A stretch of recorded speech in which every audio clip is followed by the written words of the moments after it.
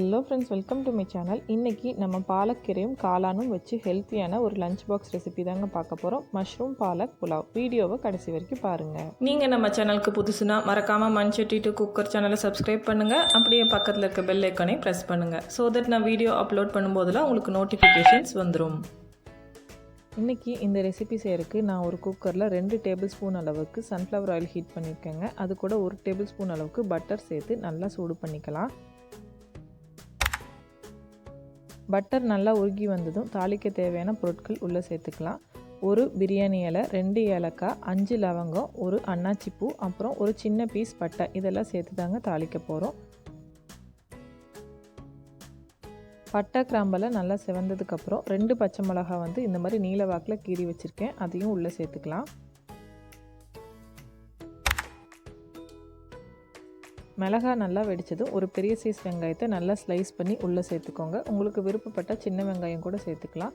வெங்காயம் கண்ணாடி பதம் வர வரைக்கும் நல்லா வதக்கி விட்டுக்கோங்க. இது கூடயே நீல வாக்கில் கட் பண்ணி வச்சு 2 தக்காளியை உள்ளே சேர்த்து நல்லா வதக்கி விட்டுக்கலாம்.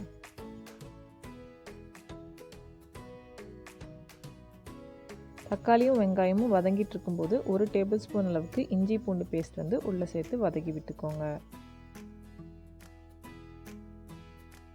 இது கூட 1/2 டீஸ்பூன் அளவுக்கு சிகப்பு மிளகாய் தூள் சேர்த்துக்கோங்க. அப்புறம் 1 டீஸ்பூன் அளவுக்கு பிரியாணி மசால் பவுடர், இது ரெடிமிக்ஸ் பவுடர் தாங்க, இதையும் சேர்த்து நல்லா வதக்கி விட்டுக்கோங்க.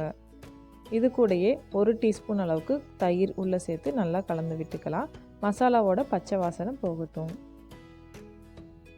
இந்த மசாலா கூட நறுக்கி வச்ச ஒரு பேக்கெட் அளவுக்கு, அதாவது 200 கிராம் அளவுக்கு காளானை உள்ளே சேர்த்து நல்லா கலந்து விட்டுக்கோங்க.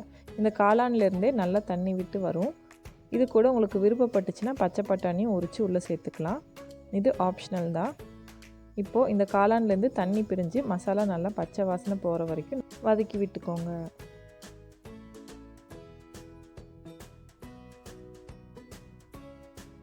இந்த காளான் நல்லா வதங்கும் போது தண்ணி விடுங்கிறதுனால எக்ஸ்ட்ரா சேர்க்க தேவையில்லை. இப்போது நான் 1 கட்டு அளவுக்கு பாலக்கீரையை நல்லா க்ளீன் பண்ணி எடுத்து வச்சுருக்கேன். இதை மிக்சர் ஜாரில் போட்டு தண்ணி சேர்க்காமல் பேஸ்ட் மாதிரி அரைச்சி எடுத்துக்கலாம். நல்லா அரைச்செடுத்து அந்த பாலக்கீரை விழுதையும் உள்ளே சேர்த்து கலந்து விட்டுக்கோங்க.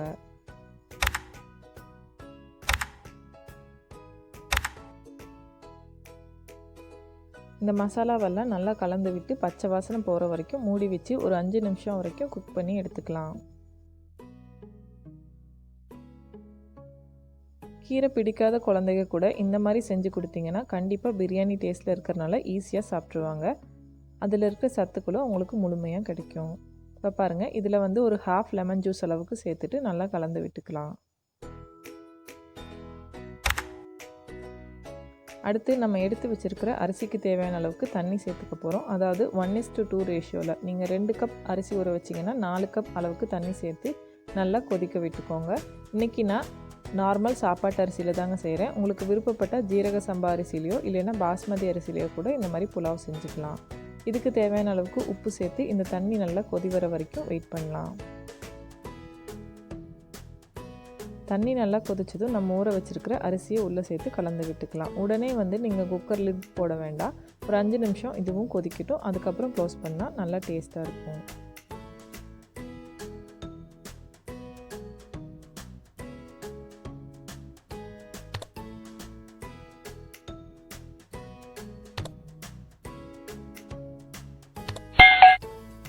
இப்போது தண்ணியும் அரிசியும் நல்லா கொதிச்சதுக்கப்புறம் குக்கர் லிட் க்ளோஸ் பண்ணி 4 விசில்ஸ் வர வரைக்கும் வெயிட் பண்ணலாம். இது ஒரு பர்ஃபெக்டான ஹெல்த்தியான லஞ்ச் பாக்ஸ் ஆப்ஷன். இப்போது 4 விசில் ஸ்டீம் எல்லாம் நல்லா போனதுக்கப்புறம் நம்ம லிட் ஓப்பன் பண்ணி பார்த்தா சூப்பரான நம்ம பாலக் மஷ்ரூம் புலாவ் ரெடி ஆயிடுச்சுங்க. இதை ஆனியன் ரைத்தா கூடயோ இல்லை பொட்டேட்டோ ஃப்ரை கூடயோ சர்வ் பண்ணிங்கன்னா சூப்பராக இருக்கும். இப்போது நல்லா கலந்து விட்டுக்கலாம். மசாலாவெல்லாம் சாப்பாடு கூட கலங்குற மாதிரி நல்லா கலந்து விட்டுக்கலாம். மஷ்ரூம் ஒரு குட் சோர்ஸ் ஆஃப் ப்ரோட்டீன்னு தெரியும். அதே மாதிரி பாலக்கீரையில் நிறைய இரும்பு சத்தும் விட்டமின் A, C எல்லாமே இருக்குங்க. கீரை நம்ம வாரத்துக்கு அட்லீஸ்ட் 2 டைமாவது சாப்பிடணும். இந்த மாதிரி ரெசிபியும் செஞ்சு சாப்பிட்டிங்கன்னா சூப்பராக இருக்கும். நார்மலாக நம்ம கீரையில் கடைசலோ இல்லை பொரியலோ தான் செய்வோம். ஆனால் இந்த மாதிரி ரைஸ் செஞ்சிங்கன்னா குழந்தைங்க ஈஸியாக சாப்பிட்ருவாங்க. ரொம்ப டேஸ்டியாகவும் இருக்கும். இந்த டிஃப்ரெண்ட்டான ரெசிபியை நீங்களும் கண்டிப்பாக ட்ரை பண்ணி பார்த்துட்டு எப்படி வந்துச்சுன்னு சொல்லுங்கள். இந்த வீடியோ பிடிச்சிருந்தால் மறக்காமல் லைக் பண்ணுங்கள். அப்படியே நம்ம சேனலை சப்ஸ்கிரைப் பண்ணுங்கள். தேங்க்ஸ் ஃபார் வாட்சிங்.